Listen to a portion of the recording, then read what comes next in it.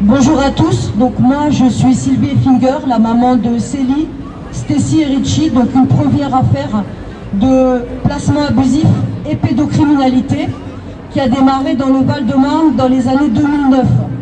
Donc je me suis battue pendant 10 années pour mes 3 enfants, Célie, Stacy et Richie.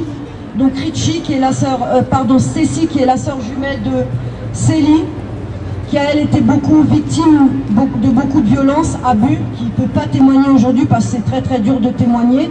Elle montre son visage, elle est reconnue partout. Elle a 18 ans, donc sa sœur a pu témoigner. Donc moi je me bats depuis 10 ans contre ce réseau parce que pour moi déjà l'aide sociale à l'enfance qui fournit, qui alimente le réseau pédocriminel, c'est l'ASE. L'ASE en volant des enfants à des parents, l'ASE qui cible des parents. Donc les deux, il faut vraiment relier les deux, quoi. Il n'y a pas de place, enfin, ça marche ensemble ces deux trucs-là. Il y a des disparitions d'enfants dans ce pays, mais il y a beaucoup de placements abusifs. Et on se rend compte qu'il y a beaucoup de mères ou pères, on s'attaque à des familles, il n'y a personne autour qui va pouvoir les défendre. On va aller chercher des parents aussi qui ne connaissent pas leurs droits. On va attaquer beaucoup de femmes étrangères aussi. Moi, dans le Val-de-Marne, en banlieue, mes filles sont métisses, je me suis rendu compte qu'on arrachait beaucoup d'enfants maghrébins, africains et métis. Énormément d'enfants métis. Donc il y a une sélection sur certaines catégories d'enfants. On arrache aussi énormément d'enfants autistes. Aujourd'hui, en France, on a des foyers qui craquent, qui débordent.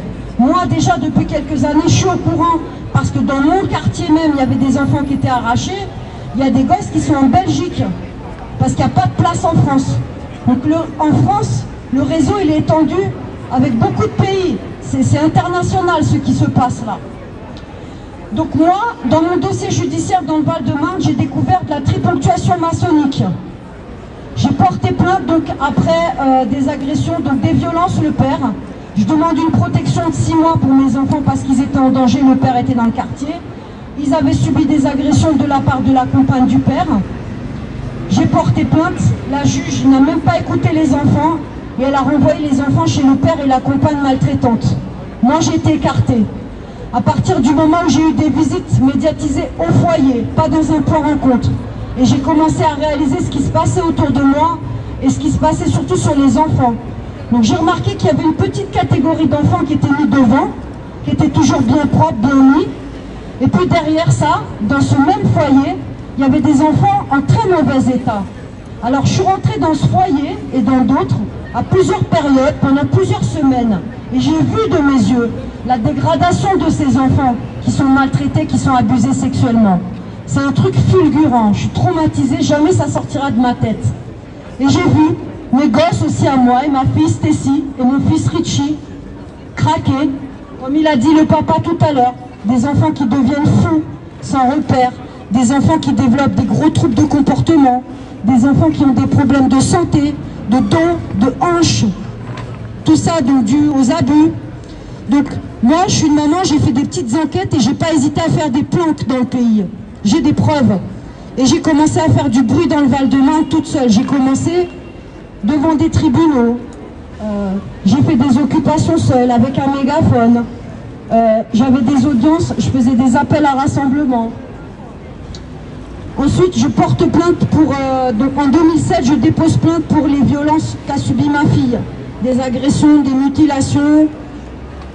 Jusqu'à aujourd'hui, la plainte, elle n'est pas traitée. Donc ça fait plus de 10 ans que je dénonce toutes les violences sexuelles sur les autres enfants. Les plaintes, elles sont jetées à la poubelle. Enfin non, on me barre la route avec les 3 points. Parce que dans leur triponctuation maçonnique, dans leurs petits symboles qu'ils mettent dans certains dossiers judiciaires, nous on sait ce que ça veut dire la triponctuation. Et on sait que quand dans un dossier, on vous met 3 étoiles en ligne, ça ne veut dire que tu ne passes plus. Ton dossier ne peut plus passer. Donc quelle que sera la personne, que ce soit la police, des médecins, un foyer, un juge qui a les documents en main, quand vous avez des étoiles dans le dossier il est verrouillé. Donc je fais partie de cette catégorie de parents qui sont ciblés pour alimenter le réseau. Donc on fait des enfants pour leur réseau. Mais moi, quand j'étais plus jeune, je rêvais d'avoir des enfants et de fonder une famille. Pas pour qu'ils finissent violés, pas pour qu'on les amène dans des rites et qu'on les sacrifie, pas pour qu'on les mutile. Eh bien, dans mon dossier judiciaire, depuis plus de 10 ans, je suis déclarée comme une maman qui a des graves troubles psychiatriques et qui ne peut pas s'en occuper. Donc j'ai dû fuir pendant des années, j'ai jamais été tranquille. Toutes mes demandes de logement dans chaque département où je vais, elles sont systématiquement jetées à la poubelle. Donc on voit bien que tous les organismes sont ensemble, hein, le médical, le psychiatrique, le judiciaire, les CMP, enfin il y avait tout ça autour de moi. J'ai pris un feutre un jour et j'ai commencé à faire un petit schéma pour voir un peu ce que j'avais autour de moi. Et à partir de ça, avec des gens avec qui j'ai travaillé, on a tiré des schémas. Et aujourd'hui, c'est exactement ce qui se passe. Nous sommes ciblés. Donc ce que je vis moi, tout le monde peut le vivre demain. Moi, dans 2 ans, j'ai 50 piges. Mes grands-parents, ils se sont battus, ils ont fait la guerre. On est en guerre. C'est une guerre silencieuse. Elle avance tout doucement, elle ne fait pas de bruit. Mais elle fait autant de dégâts que si on était bombardé. Elle fait autant de morts. C'est tous les jours des enfants qui sont enlevés. Pour des motifs futiles, pour des suspicions. Ils n'ouvriront jamais d'enquête. Moi, j'ai beaucoup d'amis qui se sont fait enlever leurs enfants. Dans le dossier, il y a des suspicions d'abus sexuels. On va impliquer le père. Ils vont toujours utiliser le parent défaillant contre le parent protecteur. Les magistrats, dans beaucoup de dossiers, vont systématiquement confier l'enfant à celui qui maltraite l'enfant ou qui abuse l'enfant. Le parent qui veut protéger son enfant, il est écarté. De par mon parcours, collusion de fonctionnaires, de département à département, un tribunal, puis 3, puis 4, et chaque fois le même schéma qui se reproduit. Et les mêmes personnes, et les mêmes institutions, et les mêmes services autour de nous. Ils ont qu'à s'appeler, ils s'envoient un message. Elle passe, elle est dans ta région, barrez-lui la route.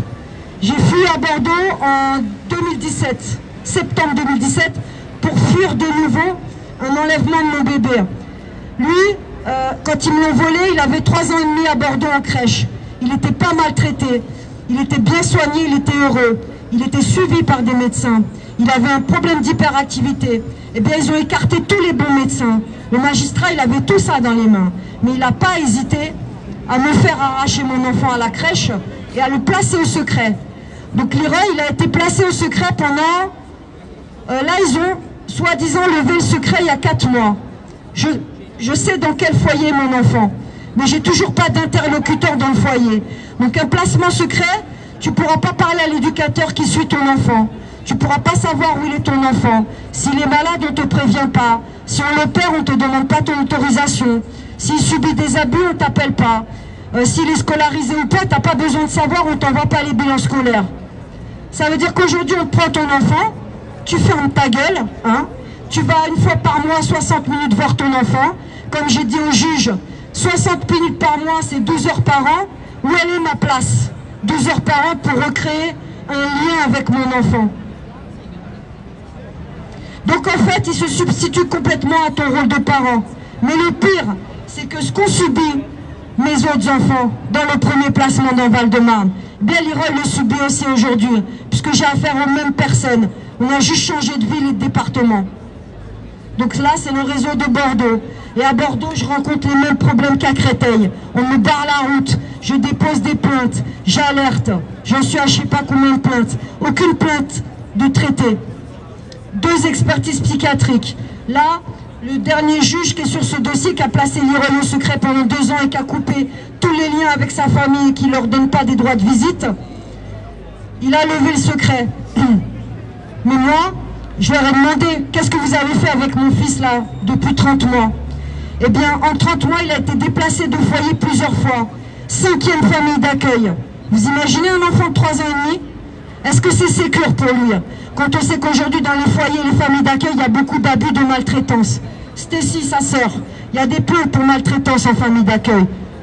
Les juges vous mettent dans le jugement que c'est en cours d'instruction. En fait, il n'y aura jamais d'instruction. Stécie, elle n'a jamais été convoquée, elle n'a jamais témoigné. Malgré toutes les plaintes, toutes les preuves que j'ai apportées. Aujourd'hui, c'est Leroy. Donc Leroy, en 30 mois, j'ai pu le revoir une fois. En 2019, avril. Le premier juge qui a placé l'enfant, il m'avait mis des droits de visite une fois par semaine. J'ai trop dénoncé. J'ai fait des tracts. j'avais une audience en juin.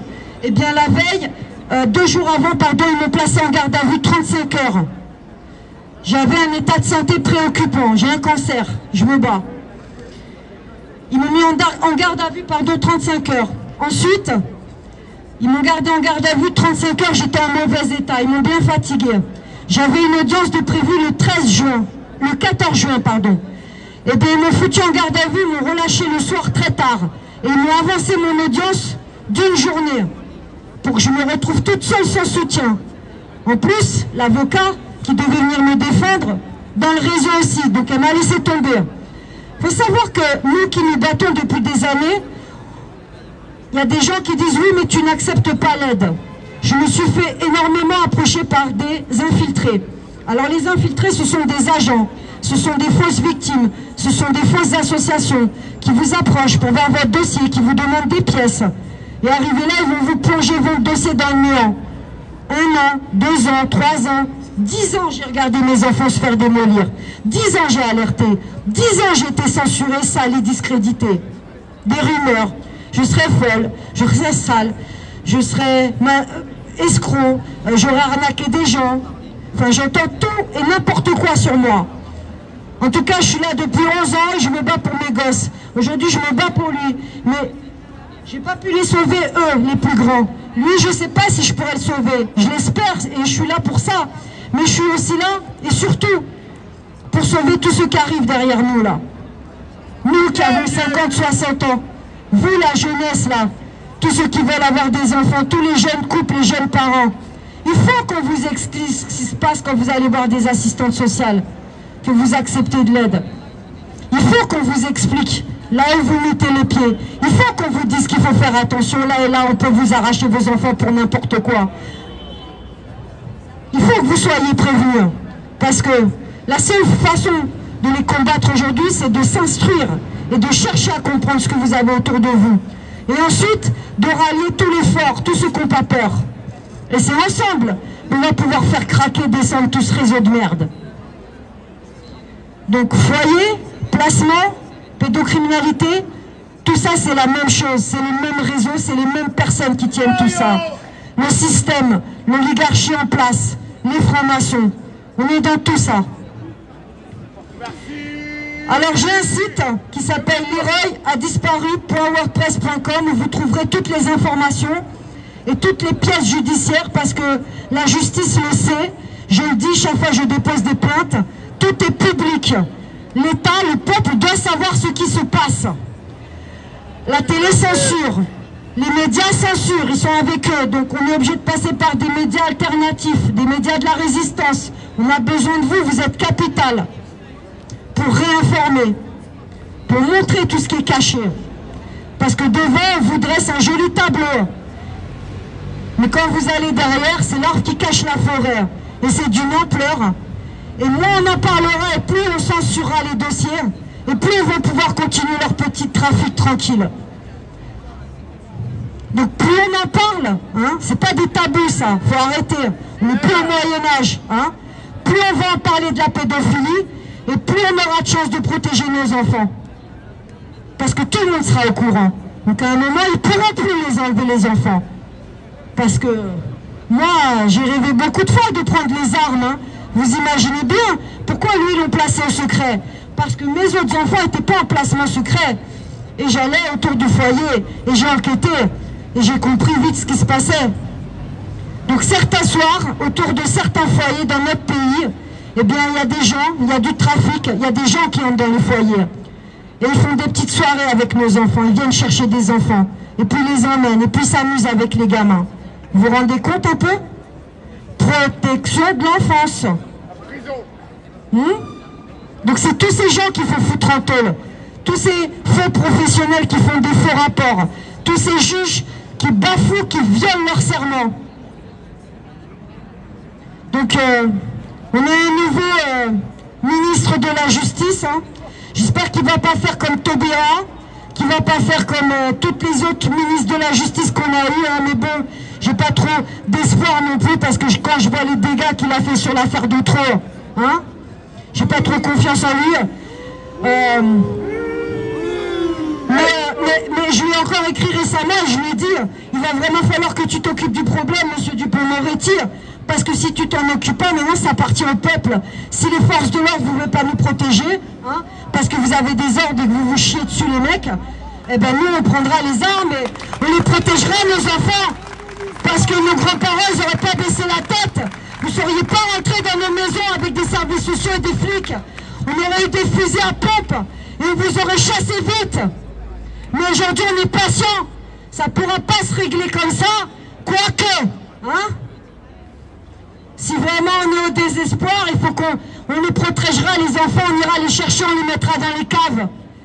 Mais il faut arrêter cette machine à tuer, c'est pas possible. Hein? Vous êtes d'accord? Donc il faut de plus en plus de monde dans les rassemblements. Je suis contente de voir autant de monde parce qu'en 11 ans, j'ai jamais vu autant de monde dans un rassemblement. Ça veut dire que ça bouge. Et oui, la peur va changer de camp. Et oui, le combat il est long, mais on va y arriver. Parce que on a atteint le pire. Vous pouviez toucher à tout, à nos portefeuilles, à nos emplois, à nos retraites, hein, bien que ça met des gens dans la merde. Mais les enfants, c'est interdit. Et là, il faut partir en guerre. Et on y est, hein, sinon vous ne seriez pas là tous. Donc, merci beaucoup. Vous me trouvez sur Facebook, j'y passe de temps en temps pour publier. Sylvie Christine Finger. J'ai aussi plusieurs chaînes sur YouTube.